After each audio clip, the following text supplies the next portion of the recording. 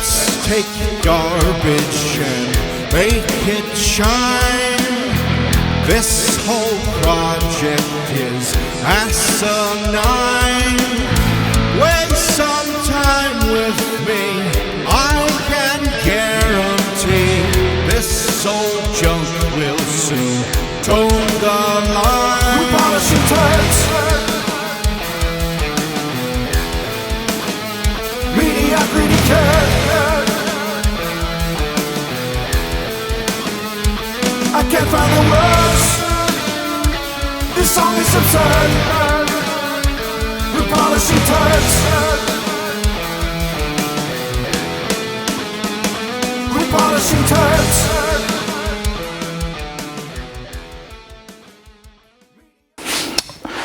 All right, it's time for a new episode of Polishing Turds. If you haven't subscribed yet, you're missing out. And I'm tired of you people freeloading, so hit the button down there and make it happen. Or send you a bill. Anyhow, I know last time I said we were going to talk about cylinder honing in the next episode. I lied. I just made that up because we're going to do something else. I just forgot that we had not talked about balancing our little small block Chevrolet. And balancing is something that, I don't know, is often overlooked and not talked about. And I thought, well, why not we talk about this a little bit? It's kind of a mysterious thing that a lot of people don't really know what's happening when you balance an engine or a rotating assembly. So let's take a look at that today and try to understand a little bit about what that is. It's something that's both really complex and at the same time it's kind of really simple. So let's take some of the mystery out of this and talk about it. So when we say we're going to balance an engine, what we mean is we're going to balance the rotating assembly and the crankshaft so that they are in balance. Well, what does that mean? All right, well, what that means, there's more than one way of looking at this, but essentially when your engine is operating, you have forces that come from both the rotation of the crankshaft and the reciprocation of the rods and pistons going up and down in the bore. That's what makes it a little bit complex, but essentially it's very simple. So I've got this little visual aid here to show you kind of what we're doing. If I put this is just a 1/2 inch Allen key in a drill to demonstrate something that's very out of balance. Now watch, if I turn this slowly, it's not a problem. But as I crank down on it, you can see that this is out of balance. And it makes my arm go crazy, the drill go crazy, and my belly fat wiggle, probably.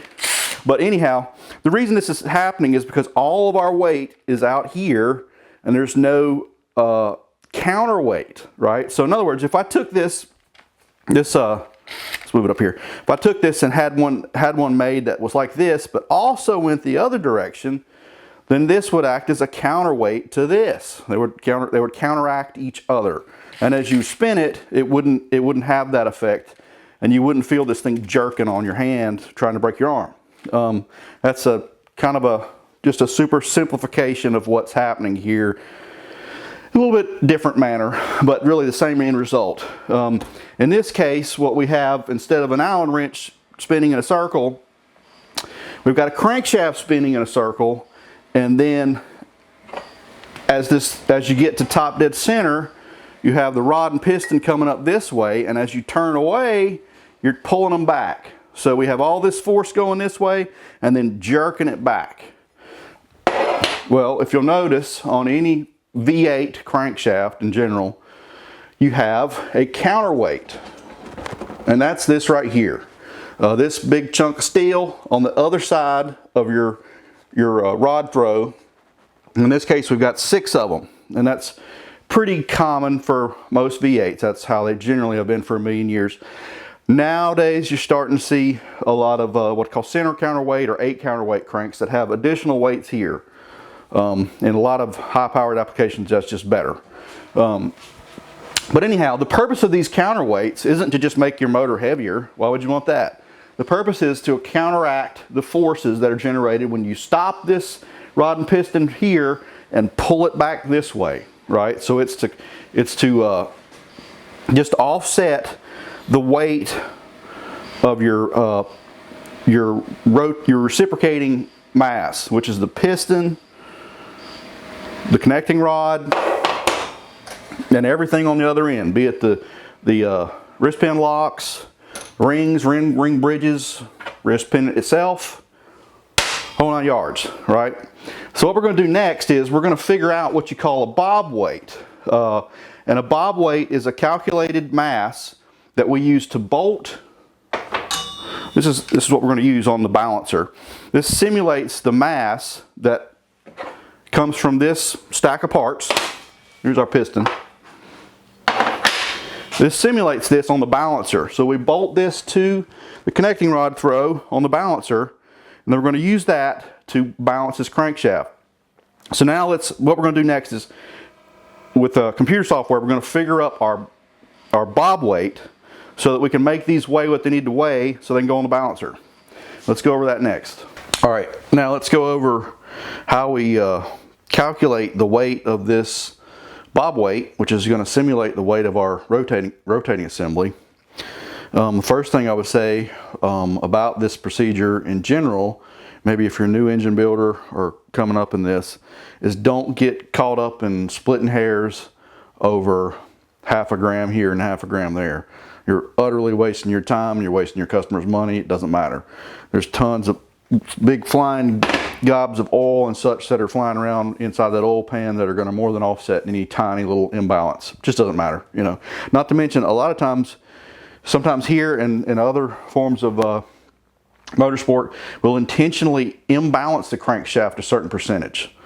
So what does that do to your 1 gram you're chasing, you know? And especially some of these guys will chase down just 1/10 of a gram or something on a connecting rod weight. What a waste of time, you know. Don't get bothered with that. Anyhow, so basically to do this, all we're going to do is fill in this handy dandy little worksheet here. First thing it's asking for is the rod total weight. 630, enter that in. Piston weight, 458. Now, you'll notice on this piston, one, it's a dome, so it's got a little more weight involved in that. We need that for compression in this application. But also, because it's a stroker motor, the wrist pin intersects the oil ring. So because of that, we have an oil ring support rail or a ring bridge. And it has weight, so you need to include it in there, and it has a place for that, or sometimes you can just put it in the piston, in the ring stack, doesn't matter. But as long as you take account for it, the spiral locks that hold the wrist pin in, rod bearings. Now, you'll notice that as this engine is turning, the weight of different parts kind of affect the bob weight differently than others. The big end doesn't travel as far. It's not as effective. Doesn't have the effect that the piston does. So to take that into account, we weigh. There's a method of weighing the big end by itself, like this, and that needs to be zeroed. That's not right. Yeah, we'll zero this first.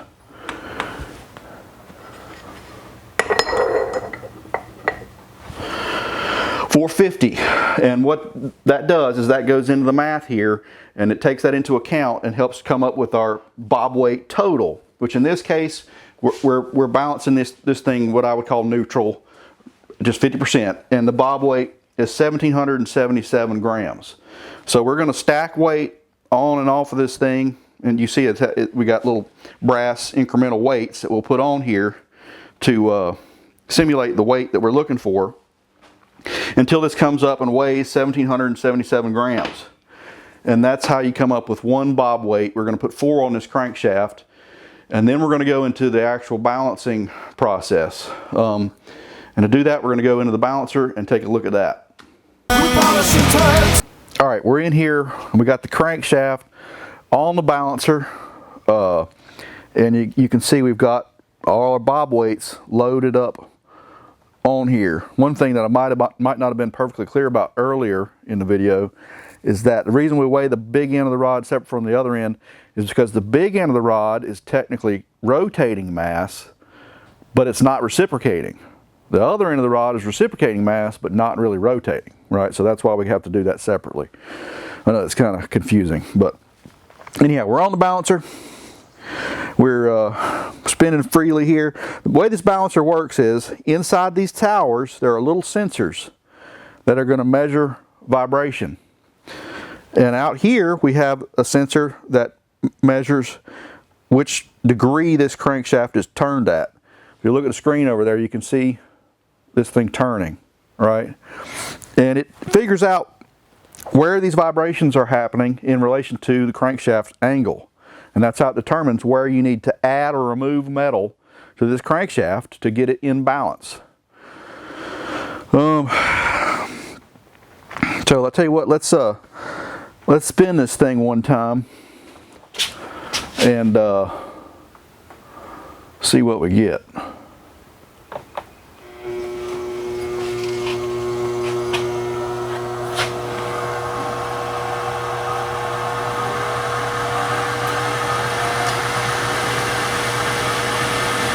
Also, watch this. You see this vice grip shaking like crazy?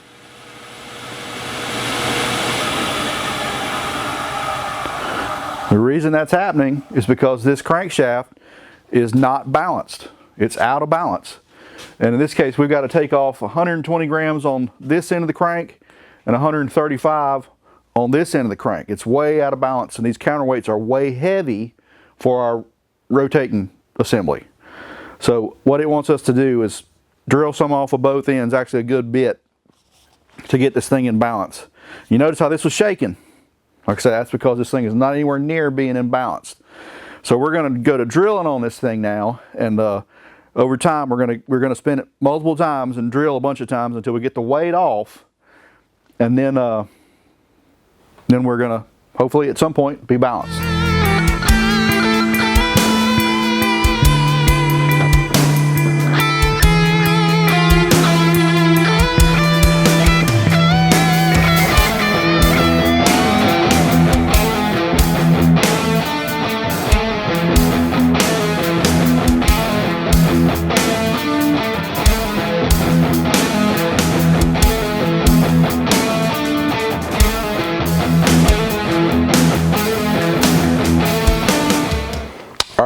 We've drilled a few holes in the counterweight here to balance this thing, and we've got it down within tolerance. I'm going to spin it one more time just so you can see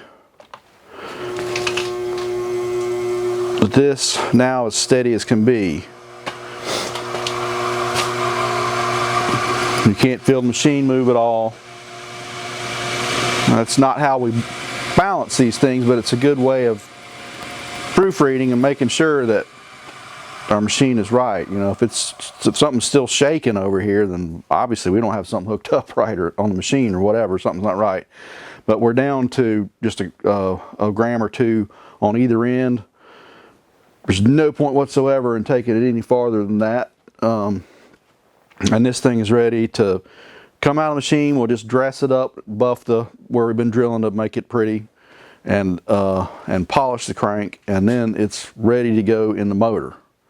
So that's pretty much all we got for today, and then we'll worry about honing on the next episode, which I said was going to be this episode, but it's not going to be. It's going to be the next one. That's it.